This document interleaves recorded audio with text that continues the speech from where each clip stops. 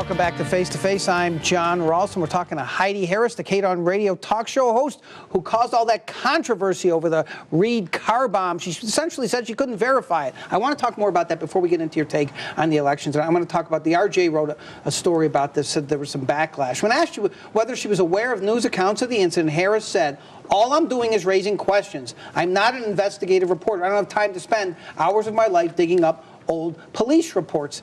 You remember Steve Sebelius? You were briefly on a program with him on Channel 13. He's now the editor of City Life. Here's what he said about that. Back in 2006, Harris was a co-host of a little show that once aired on KTNV Channel 13 called Political Insiders. Occasionally, Harris would flub a fact here or there, and when confronted about it, she gave the exact same reply then that she gave the RJ. "I'm not a trained journalist.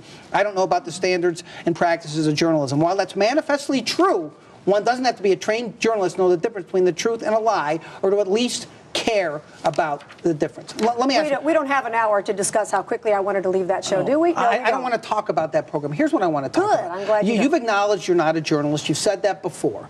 But I want to know, this is a serious question. I'm not being facetious. What do you think your responsibility is? That's a good question. As someone who is on the public airwaves, when something like this comes up, you're joking about it with Sue Loudon, maybe he was talking about Ned Day's bomb. Don't you, when something that serious, don't you have a greater responsibility? Let me tell you what. I've been on the air for 11 years. I have never been sued. I have never said one actionable thing about anybody. That's not what I'm asking you about. That's your legal responsibility. You asked me about my responsibility. Okay. My responsibility is to my corporation and my boss to not get them in legal trouble. I have never, and believe me, just like you, I hear tons of stuff off the air that I don't come on the air with because I'm not going to get sued, and I'm not irresponsible. I'm not talking about your fear of getting sued. All I did was ask a question. Why has everybody got their panties in a bunch about that? It's a question. No, but you made it seem like it wasn't true. Oh, I talked to all these people. You couldn't verify it. Oh, maybe that's all I said. I can't prove a negative, and I said that on my show. I said I can't prove it never happened, but I don't know anybody who can say it did. We got the police report. Fine, okay. Then some people can say, and there's still people, by the way, even with the police report, who are questioning whether or not it was a real bomb or a real attempt. Of course, a lot of people don't like Harry Reid. You and I both know that. But that has nothing to do with liking Harry Reid. But it does. It does, because you were whipping your audience into a frenzy over Harry Reid. My audience is smarter than that. You think I got to tell my audience not to like Harry Reid? Are you kidding? That's not what I'm talking about. I'm saying you got plenty of stuff you can go after Harry Reid on. You can say he's got terrible economic policies. You can I've done that too. I know you can say he's doing a terrible job. I don't miss a thing. You can say he's doing a terrible job on healthcare reform.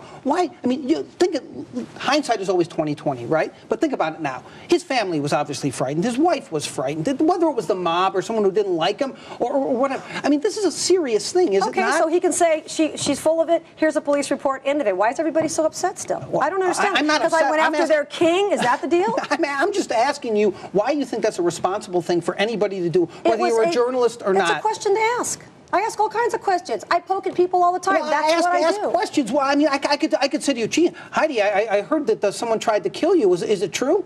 Is it true? No, there's but that's not. I mean, I can't get on the radio and say I think so and so is having an affair with so and so. I don't do that kind of stuff unless it becomes public. But this is something that was true that you made seem like wasn't true. No, I said I don't know that it happened. And since then, there's been a police report. I'm still not sure that was a bomb. I don't know if it ever would have gone off. I don't know.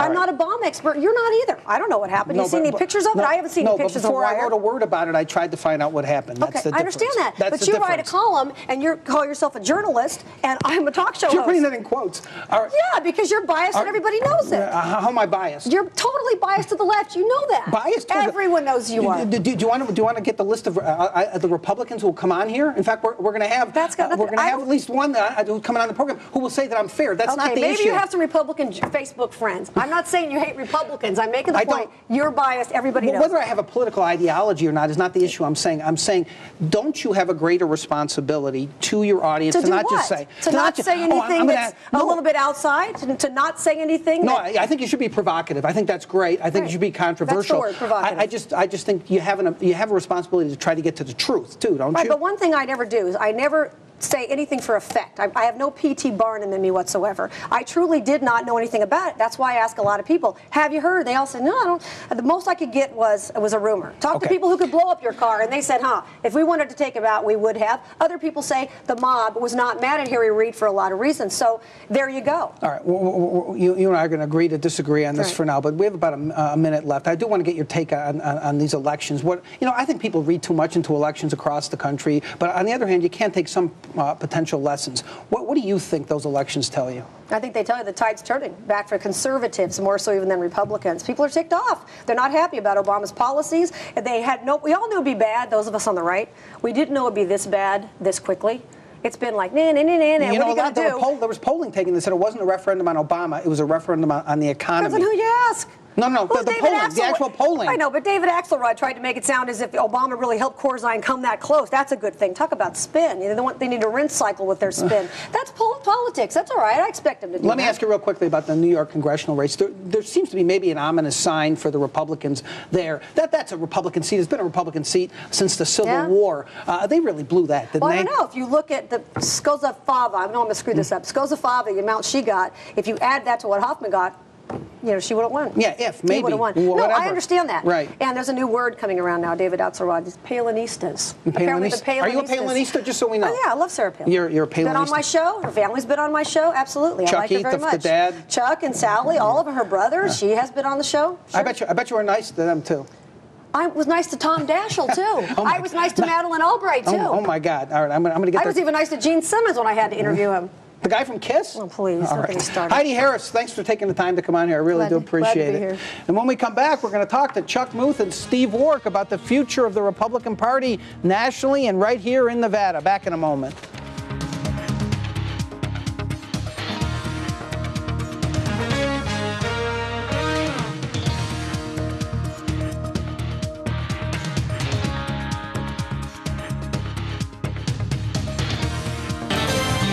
You're watching Face to Face with John Ralston, a program presented in partnership with the Las Vegas Sun, Cox Communications, and KLAS TV.